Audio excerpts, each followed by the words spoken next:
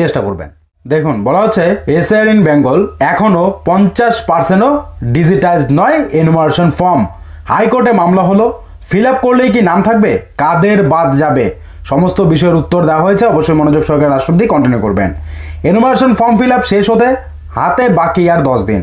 তবে এখনও পশ্চিমবঙ্গের মোট এনুমারেশন ফর্ম 50%ও ডিজিটাইজড হয়নি। নির্বাচন কমিশন সূত্রে এমনটাই খবর।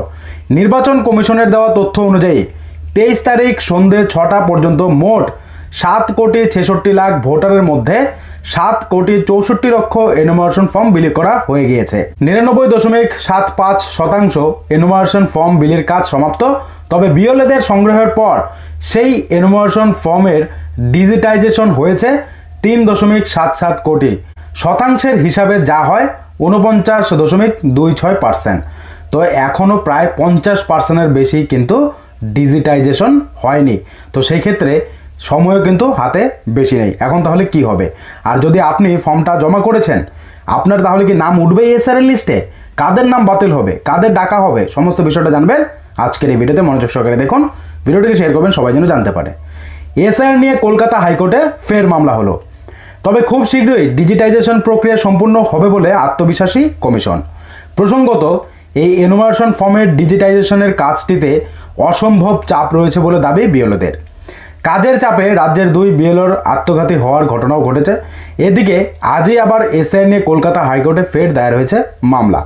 যদিও কলকাতা হাইকোর্টে মামলা দায়ের হয়েছে, মামলা অনির্দিষ্টকালের জন্য মুলতবি করে দিয়েছেন ভারপ্রাপ্ত প্রধান বিচারপতি সুজয় পাল।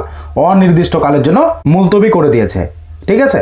কারণ একই ইস্যুতে সুপ্রিম কোর্টে মামলা বিচারাধীন, তাই এই মুহূর্তে কোনো হস্তক্ষেপ নয় বলে জানিয়েছেন ভারপ্রাপ্ত প্রধান বিচারপতি। সুপ্রিম কোর্টের পরবর্তী নির্দেশের উপর ভিত্তি করে নির্ধারিত হবে কলকাতা হাইকোর্টের মামলার ভবিষ্যৎ। বুঝতে পারছেন? এইতে গেল যে হাইকোর্টে যে মামলা হয়েছে কলকাতা হাইকোর্টের, তার আপডেট। এবার প্রশ্ন হচ্ছে যে ফর্ম ফিল আপ করলেই কি ভোটার তালিকায় নাম থাকবে? এসআইআর ফর্ম ফিল আপ তো সবাই করছে, সবাই করে জমা করছে, তাহলে কাদের নাম থাকবে, কাদের নাম থাকবে না? উল্লেখ্য 4 ডিসেম্বর পর্যন্ত এসআইআর ফর্ম ফিল আপ প্রক্রিয়া অফলাইন ও অনলাইন হবে। 9 ডিসেম্বর প্রকাশিত হবে এসআইআর এর প্রথম খসড়া ভোটার তালিকা।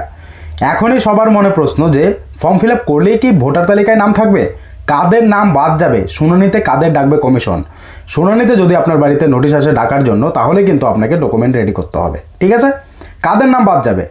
দেখুন, যারা 4 ডিসেম্বরের মধ্যে এনুমারেশন ফর্ম ফিল আপ করে জমা দেবেন না, তাদের নাম বাদ যাবে। আপনিও যদি 4 ডিসেম্বরের মধ্যে এনুমারেশন ফর্ম ফিল আপ করে জমা না দেন, তাহলে আপনার নাম বাতিল হয়ে যাবে। দ্বিতীয়তে, বাড়ি বাড়ি ফর্ম বিলির সময় যেসব ভোটারদের ঠিকানায় পাওয়া যায়নি, ফর্ম দেওয়া যায়নি, তাদের নামও থাকবে না খসড়া ভোটার তালিকায়, যদি না তারা অনলাইনে জমা দিয়ে থাকেন। আপনার মনে করুন যে আপনার ফর্মটাও পাওয়া যায়নি, তো সেই ক্ষেত্রে আপনি তার আশায় বসে আছেন, অনলাইনেও ফর্মটা ফিল আপ করেনি, সেক্ষেত্রে কিন্তু আপনার খসড়া ভোটার তালিকায় নাম উঠবে না। বুঝতে পারছেন?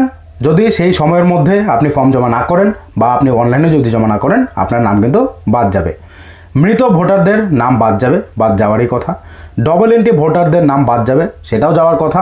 একই ভোটারের নাম 2 জায়গায় পাওয়া গেলে তাদের নাম বাদ যাবে, ঠিক আছে? তো সেক্ষেত্রে আপনার কয় জায়গায় রয়েছে কমেন্ট বক্সে কমেন্ট করে জানাবেন। এনুমারেশন ফর্ম জমা করলে তবেই নাম থাকবে তালিকায়, নচেত বাদ। তো এই 5টা কারণে কিন্তু আপনাদের যে নাম মানে এসআইআর যে আপনার ফর্ম ফিল আপ করবেন, সেখান থেকে কিন্তু নাম বাতিল হবে, ঠিক আছে? তো সেই ক্ষেত্রে যদি এখনও জমা না করে থাকেন, অবশ্যই রিকোয়েস্ট করব আপনারা এসআইআর ফর্ম জমা করে দেবেন এবং ভিডিওটিকে শেয়ার করবেন। এখনও যারা জমা করেনি তার জন্য আপডেটটি পেয়ে অবশ্যই তারাও ফর্মটা জমা করে নেয়, ঠিক আছে? এবার দেখুন, শুনানিতে কাদের ডাক পড়বে। মানে আপনি এসআইআর এর ফর্ম আপনার বাড়িতে দিয়ে গেছে, আপনি এসআইআর ফর্ম ফিল আপ করে জমা করেছেন, এবার আপনাকেও কি তাহলে শুনানিতে ডাকা হবে? মানে আপনার বাড়িতে কি নোটিশ আসবে? কাদের আসবে? দেখুন, নির্বাচন কমিশনের সূত্রের খবর, এসআইআর ম্যাপিংয়ে যদি গরমিল পাওয়া যায়, তাহলে শুনানিতে ডাকা হবে। মানে এসআইআর এর ফর্ম দিয়েছে, সেই ফর্মের মধ্যে যে 2টো ভাগ কিন্তু ভাগ রয়েছে, ঠিক আছে? ফর্মটা হচ্ছে এমন থাকে, তো 2টো ভাগ। এদিকে কিন্তু আপনার ডিটেলস মানে যার নামে ফর্মটা আসে তার ডিটেলস এখানে দিতে হয়, আর এদিকে কিন্তু আরেকটা ভাগ থাকে, ঠিক আছে? তো সেই ক্ষেত্রে দেখা যাচ্ছে যে এবার এই জায়গাটা যারা ফিল আপ করবে, তাদের 2002 সালে যাদের নাম রয়েছে তারা ফিল আপ করবে। এবার যাদের 2002 সালের লিস্টে নাম নেই, তারা এটা ফিল আপ করবে না, তারা করবে এই 5টা, ঠিক আছে? এবার দেখা যাচ্ছে যে আপনার 2002 সালের লিস্টে নাম নেই, কিন্তু আপনার বাড়ির একজনের রয়েছে, তো আপনি তার ডিটেলস দিয়েছেন। এবার সে আপনার যদি বাবা না হয়, মা না হয়, ঠাকুরদা না হয়, ঠাকুমা না হয়, যদি কাকা জ্যাঠা হয়ে থাকে, তো সেই ক্ষেত্রে কিন্তু ডাক পড়তে পারে।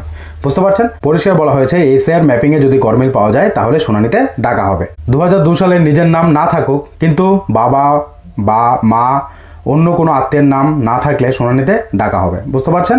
এনুমারেশন ফর্মের তথ্য এবং নির্বাচন কমিশনের তথ্যের অমিল হলে শুনানিতে ডাকা হবে সেই ভোটারকে। আপনি ফর্ম ফিল আপ যেভাবে করছেন দেখা যাচ্ছে যে নির্বাচন কমিশনের যে তথ্য রয়েছে, ঠিক আছে, সেখানে আপনার সেই তথ্য আপনি যে ফর্ম ফিল আপ করছেন যেখানে যে তথ্য দিচ্ছেন নির্বাচন কমিশনের কাছে যে তথ্য রয়েছে সেটা মিল পড়ছে না। তো সেক্ষেত্রেও আপনার বাড়িতে নোটিশ আসবে, আপনাকে ডাকা হবে। আপনাকে সমস্ত ডকুমেন্ট দেখিয়ে প্রমাণ করতে হবে যে আপনি যোগ্য ভোটার। বুঝতে পারছেন?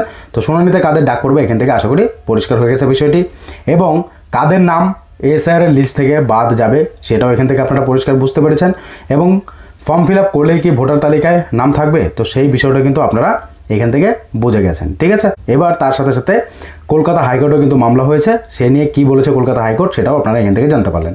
তো ভিডিওটিকে শেয়ার করবেন, সবাই যেন আপডেট সম্পর্কে জানতে পারেন। যখনই কোনো নতুন আপডেট আসবে আপনাদেরকে ভিডিওর মাধ্যমে এভাবেই